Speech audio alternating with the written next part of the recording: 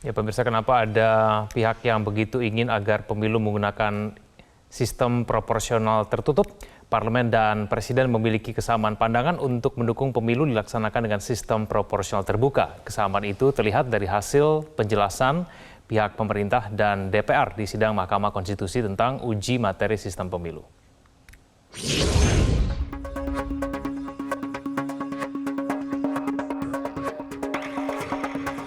Sidang uji materi Undang-Undang Nomor 7 Tahun 2017 tentang pemilu digelar di Gedung Mahkamah Konstitusi Kamis siang di Jakarta. Sidang menghadirkan dua pihak pemberi keterangan terhadap undang-undang, yakni DPR RI dan Presiden, yang dikuasakan kepada Menteri Dalam Negeri dan diwakili oleh Dirjen Politik dan Pemerintahan Bahtiar. Dalam penjelasannya, DPR meminta Mahkamah Konstitusi untuk konsisten terhadap putusan nomor 2224 PUU 6 tahun 2008 sehingga pemilu tetap pada proporsional terbuka. Menurut DPR, jika pemilu kembali menggunakan sistem proporsional tertutup, maka demokrasi akan berjalan mundur. Diberlakukannya sistem proporsional terbuka telah mengembalikan kedaulatan kepada rakyat untuk memilih secara langsung dan menentukan pilihannya terhadap calon anggota legislatif dengan suara terbanyak. Hal tersebut akan menciptakan suatu keadilan, tidak hanya bagi calon anggota legislatif, melainkan juga bagi rakyat dalam menggunakan hak pilihnya, meskipun ia tidak bergabung sebagai anggota partai politik peserta pemilu. Sistem proporsional terbuka akan menyebabkan kemenangan seseorang calon anggota legislatif tidak hanya bergantung kepada kebijakan partai politik peserta pemilu, namun didasarkan pada seberapa besar dukungan rakyat yang diberikan kepada calon tersebut. Pihak pemerintah dalam hal ini Presiden Joko Widodo yang diwakili oleh Dirjen Politik dan Pemerintahan Umum Kemendagri Bahtiar menyampaikan pandangan yang senada dengan DPR. Dalam keterangannya, pemerintah mengatakan bahwa sistem proporsional terbuka sudah tepat karena merupakan hasil kesepakatan formal pembuat undang-undang. Bahtiar mengingatkan bahwa saat ini tahapan pemilu 2024 sudah berjalan. Jika ada perubahan fundamental, maka berpotensi menimbulkan gejolak. Menyatakan pasal 168 ayat 2, pasal 342 ayat 2, pasal 353 ayat 1 huruf B, pasal 386 ayat 2 huruf B, pasal 420 huruf C dan huruf D, pasal 422 dan pasal 426 ayat 3 Undang-Undang Nomor 7 Tahun 2017 tentang Pemilihan Umum tidak bertentangan dengan Undang-Undang Dasar Negara Republik Indonesia tahun 1945 dan tetap mempunyai kekuatan hukum mengikat. Anggota DPR fraksi Partai Nasdem Taufik Basari mengapresiasi sikap pemerintah yang sama dengan DPR terkait dukungan untuk menerapkan sistem proporsional terbuka. Menurut Tobas, kesepakatan mengenai sistem proporsional terbuka sudah disetujui semua fraksi dalam rapat paripurna DPR. Terkait dengan apa yang disampaikan oleh pemerintah, kita juga menyampaikan apresiasi. Ya, pemerintah pun sejalan dengan DPR yang menyatakan bahwa proporsional terbuka pada saat ini masih suatu sistem yang terbaik, ya, dan hal ini merupakan open legal policy, ya, sehingga kembali kepada pembentuk undang-undang apakah ingin memilih sistem yang mana, dan faktanya saat ini pembentuk undang-undang melalui undang-undang pemilu sudah menyepakati bahwa sistem pemilu kita adalah proporsional terbuka. Dan penting juga harus kita berikan catatan bahwa ketika undang-undang pemilu ini disahkan dalam rapat paripurna, seluruh fraksi menyetujui. Ya. Jadi ini adalah kesepakatan bersama. Mahkamah Konstitusi menyelenggarakan sidang uji materi Undang-Undang Pemilu. Pemohon beralasan Undang-Undang Pemilu dengan proporsional terbuka memunculkan caleg yang tidak memiliki ikatan dengan ideologi dan struktur partai politik. Dari Jakarta, Tim Liputan MGN. MK tidak mempermasalahkan PDIP yang berbeda sikap dengan DPR soal sistem pemilu dan mendukung proporsional tertutup. Namun, sikap PDIP itu mendapatkan protes dari sesama partai di parlemen, yakni PKS. Lalu, lazimkah dalam lembaga DPR berbeda pandangan di depan sidang MK? Mengapa Mahkamah Konstitusi tak mempersoalkan beda pandangan itu? Kita membahasnya bersama dengan pakar hukum tata negara, Bivitri Susanti, Wakil Ketua Komisi 2 DPR RI fraksi Nasdem Saan Mustopa, serta Ketua Mahkamah Partai Bulan Bintang Fahri Bahmid. Mbak Fitri, Kang Saan, dan Pak Fahri, selamat malam. Terima kasih atas waktunya bersama kami. Malam.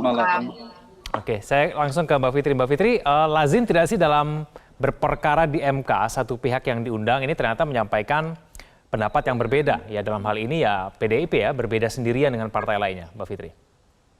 Sangat tidak lazim. Jadi memang biasanya kalau ada keterangan, itu kan sebenarnya keterangan dari pihak terkait ya, sebagai pembuat undang-undang, DPR dan pemerintah. Jadi biasanya pandangan dari DPR itu dirumuskan bersama-sama dan kemudian nanti akan dijelaskan sebagai satu kesatuan. Tapi saya sudah mendengar dari berbagai pihak di DPR bahwa ada colong-colongan seperti ini. Jadi ada pandangan yang berbeda dari PDIP yang berbeda dengan partai-partai lainnya. Karena memang yang masih bertahan hanya PDIP. Biasanya tidak begini, Mas Egan. Sehingga saya kira kita mesti kaitkan dan saya kira ini juga jadi alasan yang kuat untuk menunjukkan bahwa soal seperti ini memang bukan ranahnya Mahkamah Konstitusi. Ini adalah ranahnya para politisi yang sebenarnya sudah diputuskan. Jadi tidak perlu lagi Mahkamah Konstitusi membuat putusan terkait dengan persoalan terbuka dan tertutup seperti ini. Mbak Fitri, tapi apakah seharusnya memang hal ini dikritisi oleh Hakim MK? Ya, seharusnya Hakim MK itu memberikan, menanyakan kejelasan dari sikap DPR sebagai satu institusi dan kemudian diperjelas lebih lanjut, dan kalau memang ternyata ada perbedaan pendapat, bahkan seharusnya MK bisa saja mengatakan bahwa kalau begitu keterangan dari pihak terkait DPR, karena ini kan Mahkamah Konstitusi ya, bukan seperti sidang di pidana atau perdata. Mereka bukan sedang bersengketa. DPR hanya memberikan keterangan sebagai pihak terkait. Jadi keterangan ini kalau memang ternyata begitu berbeda dan sangat kental nuansa politiknya, bisa saja diabaikan oleh hakim menurut saya. Bisa saja diabaikan. Saya ke Kang Saan. Seharusnya satu suara Kang Saan ketika DPR diundang di sidang MK gitu. Tapi kenapa kemudian proses politik di DPR tidak mampu untuk membuatnya DPR menjadi satu suara, Kang Saan? Ya, memang umumnya ya kalau ada undang-undang yang dibuat oleh DPR itu di judicial review, itu pihak terkait DPR biasanya diwakili oleh satu pihak. Jadi yang mewakili satu pihak itu biasanya di DPR itu ini umumnya ya, dan mudah menjadi semacam konvensi itu dari teman-teman di Komisi 3 sebagai kuasa hukum dari DPR. Jadi memang dari dulu selalu satu. Jadi itulah sikap resmi dari DPR sebagai pihak terkait. Dan memang dalam uji materi kali ini terkait dengan soal sistem pemilu ya, terkait ada undang-undang pemilu seperti Mbak Bivitri sampaikan, memang ini ya dari setiap pembahasan undang-undang pemilu itu isu ini kan memang menjadi ranah di DPR dan tidak pernah ada kata sepakat ya, bulat gitu loh keputusan. Saya pernah menjadi anggota Pansus Undang-Undang Pemilu 2014. Itu juga sampai dibawa ke paripurna dan dilakukan secara voting. Bahkan ketika kita mau merevisi Undang-Undang Nomor 7 2017 di awal masa DPR ini 2019, sebelum pemerintah mengatakan tidak menyetujui revisi, itu ketika kita inisiatifnya dari DPR dan kita membuat misalnya dari mulai naskah akademik, juga kita membuat draftnya untuk dibawa ke badan legislasi, itu sudah dengan alternatif-alternatif. Misalnya untuk sistem pemilu ada sekian partai memberikan pilihannya sistem proporsional terbuka, ada partai tertutup kan itu. Jadi ini memang dari awal dalam proses pembentukannya di DPR itu memang tidak pernah sama sikap masing-masing fraksi atau partai. Jadi menurut saya memang ketika ini dibawa ke Mahkamah Konstitusi, walaupun yang 8 itu resmi mewakili DPR sebagai pihak terkait, nah pihak yang tidak setuju dengan sistem proporsional terbuka tetap juga minta kesempatan untuk diberi kesempatan juga dapat bisa tampil di Mahkamah Konstitusi, dan itu polisinya pimpinan DPR lah kan gitu kan. Jadi kalau Komisi 2 saya sendiri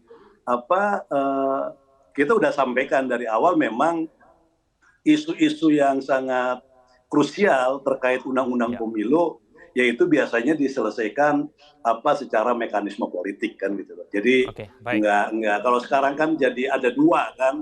Mana nanti kan tinggal MK aja, mana yang akan dianggap mewakili DPR kan itu secara resmi.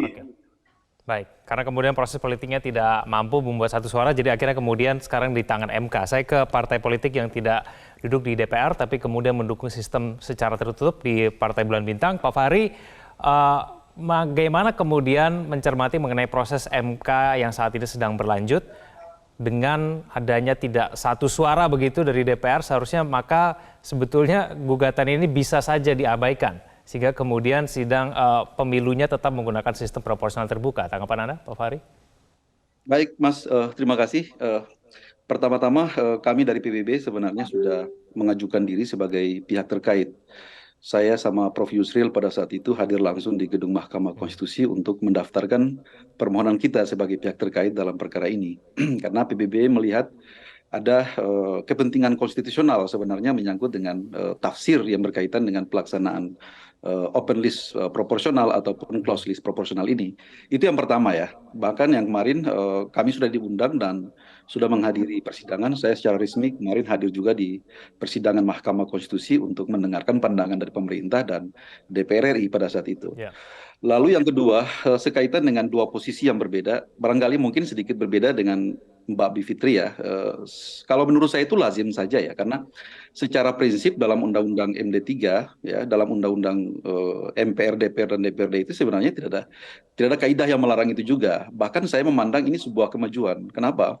Kita mencoba, tidak bermaksud untuk menyamaratakan ya, tapi kita coba aja misalkan seperti apa yang dibuat oleh Mahkamah Konstitusi, seperti misalkan dalam sebuah putusan ada hakim yang berbeda dimuat atau diakomodir dalam dissenting opinion atau mungkin concurrent opinion. Kalau di DPR ini mungkin dalam rangka transparansi publik dan bahkan untuk menjaga etika publik, saya kira itu sah-sah saja.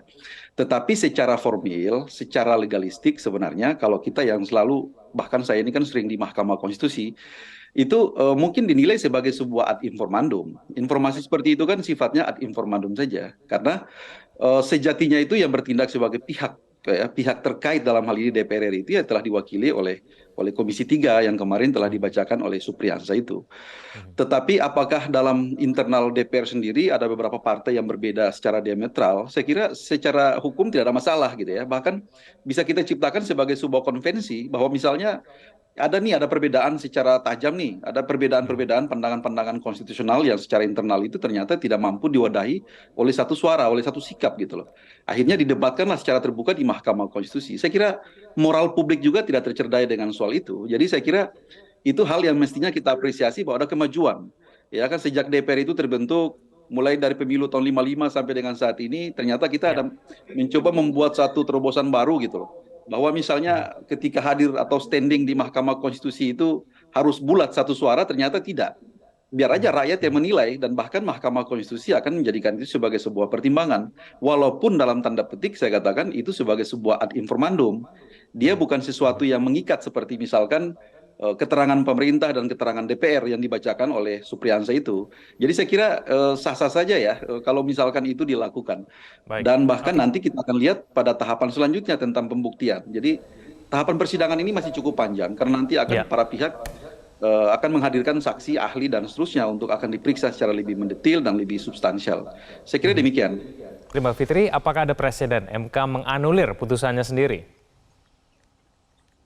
Menganulir sih bisa ya, karena yang terpenting adalah kalau seandainya ada pertimbangan yang berbeda. Jadi beberapa kali tuh, misalnya saja dalam putusan mengenai usia minimum perkawinan. Nah, awalnya itu sempat ditolak, tapi kemudian diterima oleh Mahkamah Konstitusi karena batu ujinya berbeda. Batu uji itu artinya pasal dalam konstitusinya berbeda yang dijadikan alasan, dan argumentasinya juga berbeda. Dan kemudian dibuatkan penalaran hukum dalam bagian pertimbangannya, pertimbangannya semuanya dibuat berbeda dan membantah putusan terdahulu, itu bisa dilakukan. Nah, cuma kalau buat saya, Mas Egan, pertanyaannya sebenarnya apakah tepat untuk diputuskan oleh Mahkamah Konstitusi? Karena kita mesti lihat beda dengan pasal-pasal yang terkait dengan pemilihan presiden.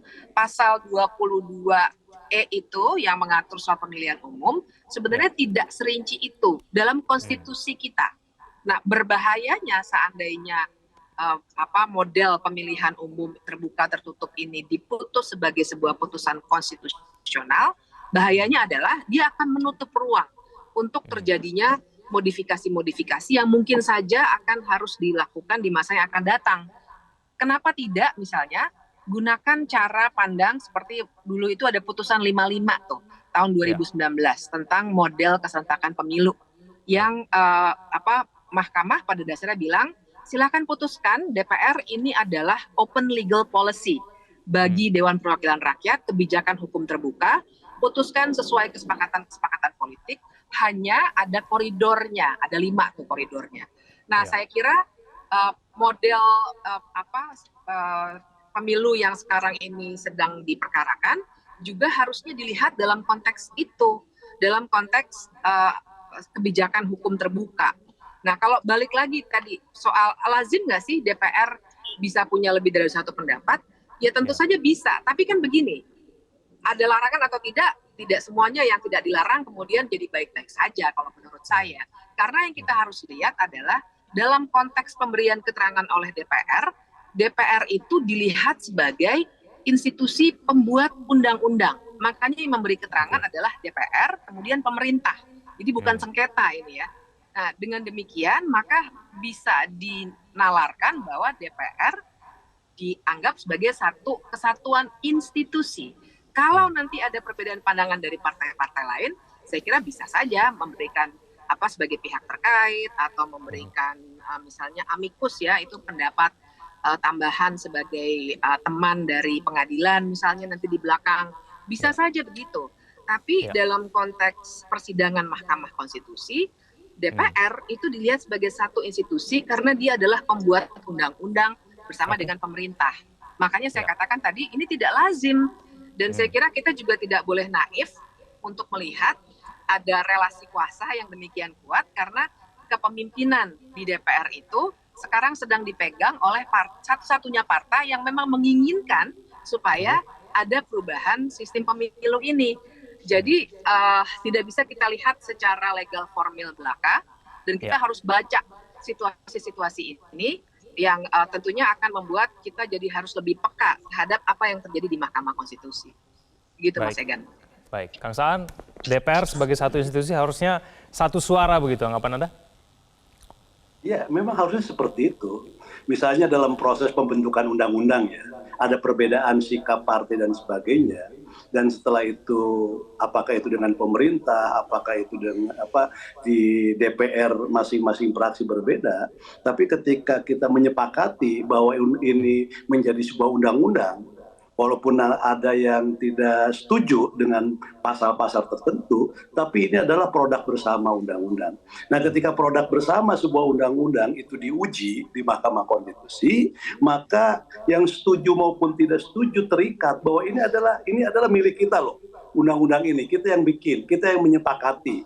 Walaupun ketika kita membahas ini penuh dinamika, ada voting misalnya kan, bahkan ada yang walk out misalnya kan dulu. Saya ingat dulu misalnya ketika membahas undang-undang pilkada ada yang walk out, ada yang misalnya. Tapi bukan berarti ya sama juga ketika undang-undang omnibus misalnya. Tapi ketika misalnya dia masuk ke ranah Mahkamah Konstitusi disengketakan, diuji materi, maka yang ada di sana satu. Jadi itu representasi DPR yang mewakili DPR. Walaupun tadi misalnya saya bukan ahli hukum tata negara ya, saya Komisi 2 lebih pada sisi politiknya. Tapi lazimnya Satu, karena ini baru pertama terjadi. Udah berapa kali undang-undang yang dibuat oleh DPR dan pemerintah ini diuji materi di Mahkamah Konstitusi. Selalu yang di DPR itu hadir mewakili. Misalnya undang-undang apapun ya, bukan hanya undang-undang pemilu saja, itu selalu satu. Bahkan dari pemerintah bisa ganti-ganti. Biasanya kan undang yang diwakili oleh Kementerian Hukum dan HAM. Karena ini menyangkut soal undang-undang pemilu, maka yang kedepannya adalah mewakili dari pendapat pemerintah itu adalah dari Kementerian Dalam Negeri lewat Dirjen Polhum kan itu kan. Tapi biasanya tergantung undang-undangnya. Ini baru pertama yang saya tahu selama saya menjadi anggota DPR, ada undang-undang diuji di Mahkamah Konstitusi, dari DPR ada yang 2 tampil di baru pertama kali terjadi begitu ya. Saya langsung ke Pak Fahri. Waktu kita terbatas, Kang Saan, mohon maaf. Pak Fahri, saya ingin Anda mengomentari mengenai jadwal pemilu yang saat ini sudah berjalan. Menurut partai Anda yang mendukung sistem tertutup, akan seperti apa dampaknya nanti kalau kemudian sistemnya diubah secara mendadak begitu? Ya, kami telah melakukan kajian yang cukup mendalam dan sangat hati-hati menyangkut dengan implikasi dari putusan Mahkamah Konstitusi dalam perkara Akuo saat ini yang sedang diperiksa oleh MK. Sebenarnya tidak terlalu banyak implikasi apapun secara teknis. Palingan barangkali nanti diantisipasi dengan sebuah regulasi yang diatur setingkat KPU atau PKPU istilahnya. Jadi saya kira andaikan kalau kita berasumsi 2 bulan ke depan, Mahkamah telah melahirkan sebuah putusan yang kredibel, yang betul-betul solutif untuk mengatasi persoalan-persoalan demokratisasi di Indonesia kita saat ini. Saya kira penyelenggara pemilu dalam hal ini KPU itu sudah sangat siap untuk melakukan penyesuaian gitu ya, langkah-langkah adaptatif untuk melakukan review terhadap beberapa peraturan KPU itu saya kira tidak terlalu repot. Kita telah menghitung sampai sedetil itu gitu. Andaikan kalau nanti putusannya ini sifatnya close list proporsional, saya kira tidak terlalu ada hal yang terlalu berpengaruh terhadap sistem ketatanegaraan. Baik, kita akan tunggu bersama nanti proses selanjutnya di MK. Terima kasih Pak Fahri, terima kasih Kang Saan dan juga Mbak Fitri telah bergabung sama kami di Prime Time News. Selamat malam.